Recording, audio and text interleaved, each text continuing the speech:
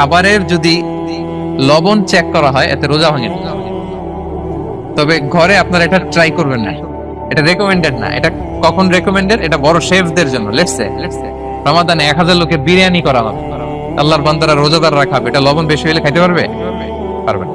এজন্য যিনি শেফ, প্রধান বাবুর্চি, উনি লবণটা ট্রাই করতে পারবেন, করে সাথে সাথে কুলি করে ফেলবেন, ভিতরে তো কিছু গেল না, এতে রোজা ভাঙে না। তাই বলে প্রতিদিন ঘরের রান্নাতে আবার এটা করতে যায় না। ঘরে দুইজন, আপনি আপনার হাজবেন্ড ওয়াইফ টোনাটুনি একটা হইলেই হইলো, কি বলেন? লবণ বেশি হবে কম হবে। কিন্তু বড় প্রোগ্রাম, অনেক রোজাদাররা একসাথে ইফতারি করবে, এটা তো লবণাক্ত হইলে খাওয়া যাবে না। তো সেক্ষেত্রে শেফ যদি জাস্ট জিব্বা দিয়ে লবণটা একটু ট্রাই করে নেয় যে অ্যাড করতে হবে না, ঠিক আছে, সাথে সাথে কুলি করে ফেলে, রোজা ভাঙবে না। দলিল কি? দলিল হচ্ছে কাঁচা ডালের মেসওয়াক। রাসূল সাল্লাল্লাহু আলাইহি ওয়াসাল্লাম কাঁচা ডালের জাইতুনের মেসওয়াক দিয়ে তিনি সেওয়াক দিয়ে মেসওয়াক দিতেন।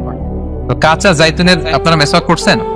এটা কিন্তু অনেক লবণাক্ত, সল্টি, এটার মধ্যে একটা ঝাঁঝালো ভাব আছে। তো এটা আপনার জিহ্বায় লাগলে কি রোজা ভেঙে যায়? ভাঙে।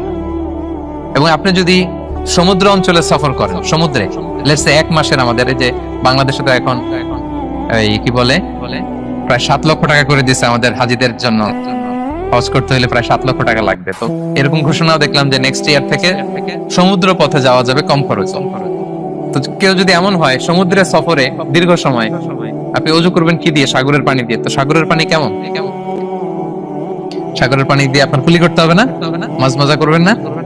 তো আপনার কি রমজানে যদি কুলি করেন আপনার রোজা ভেঙে যাবে? না, ভাঙবে না।